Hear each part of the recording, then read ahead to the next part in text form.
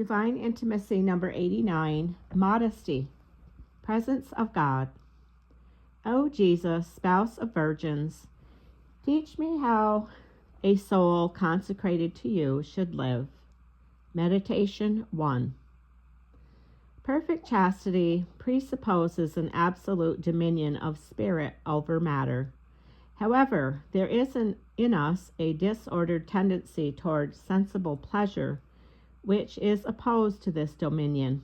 Even souls consecrated to God bear the treasure of chastity in earthen vessels. 2 Corinthians 4:1. In the fragile vessel of flesh, which is attracted by satisfactions of the senses. The vow of chastity does not remove these tendencies. Consequently, it does not dispense us from continual vigilance. One who makes a vow to God of perfect chastity must struggle by prayer and penance in order to preserve its integrity. Pope Pius XII.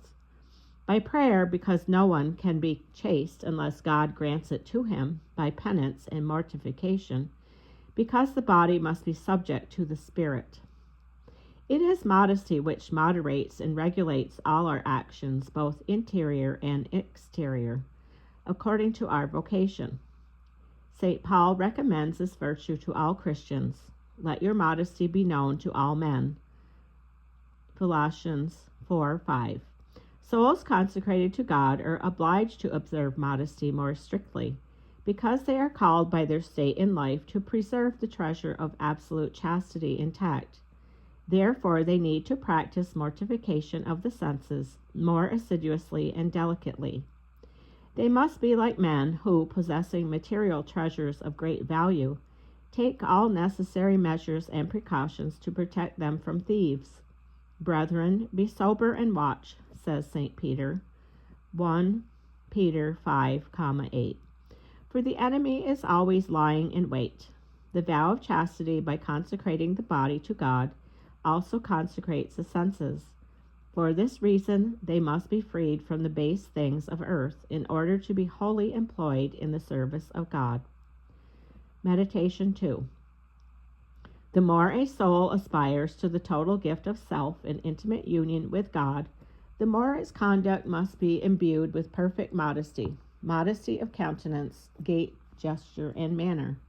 Be modest in every action or conversation. M,4. St. Teresa of Avila instructs her daughters. St. Teresa, Margaret of the Heart of Jesus, kept such a perfect restraint and guard over her faculties and senses that she refused herself every glance and every word which did not in some way have reference to God. T.M.S.P. The golden rule of St. John of the Cross was to use the senses solely for the service and glory of God, and to raise the heart to him. AS 1:13,4, which in practice means using them only as they are required for the accomplishment of one's duties or for an honorable and just purpose. With this exception, all must be left free for God. SM 2:38. Therefore, the soul must carefully guard its sight and hearing from vain curiosity, images, and news, for these encumber it uselessly and give entrance to impressions which are not entirely pure and holy. One who without necessity desires to see, hear, and taste everything is like a man who leaves the door to his house open to any intruder. The senses are the doors of the soul. We must guard them and not endanger the treasure of chastity. Modesty, however, is not only a weapon of defense for chastity, it is the bulwark of the interior life. Only a soul who knows how to guard the senses is capable of recollecting itself interiorly in order to live in intimacy with God. By detaching the senses from earthly things, modesty concentrates and fixes them on God. We put to death the curiosity of our eyes. When turning them away from all useless things, we fix them on ourselves, on the movements of our heart, and on the heart of Jesus. T.M., SP. This is the positive value of modesty. Only one who loves God very much can impose such a discipline on himself. Colloquy. If I could only love you more ardently, O my God, my help, my defense, my sweet hope, Let me embrace you, O sovereign good, without whom nothing good exists for me. Let me find all my delight in you, the source of perfection, without whom nothing is perfect. Open my ears to your words, more penetrating than a two-edged sword, that I may hear your voice. So illumine my eyes, O incomparable light, that they will never again turn toward earthly vanities, but may seek you alone, O invisible God. O invisible good, draw me, O sweetest perfume of my life, so that I may run in the fragrance of your ointments. Purify my sense of taste, that I may know and savor your great sweetness, O Lord, that sweetness which you have reserved for those who are filled with your holy love. By your sweetness dissipate and destroy my concupiscence, so that I may desire nothing but you, and not be seduced and deceived by worldly vanities, so as to regard what is bitter as sweet, and what is sweet as bitter, darkness as light, and light as darkness.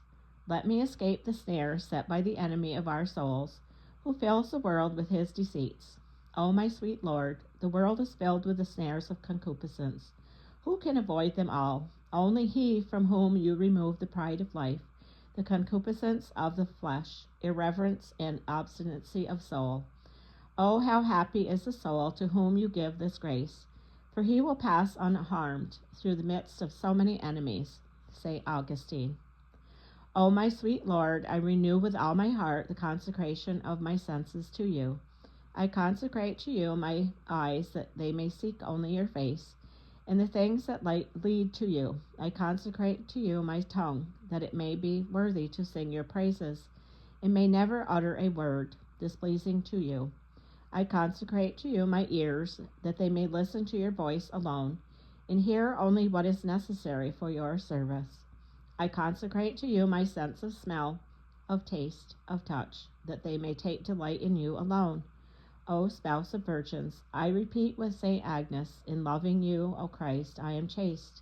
In touching you, I am pure. In possessing you, I am a virgin. Roman Breviary.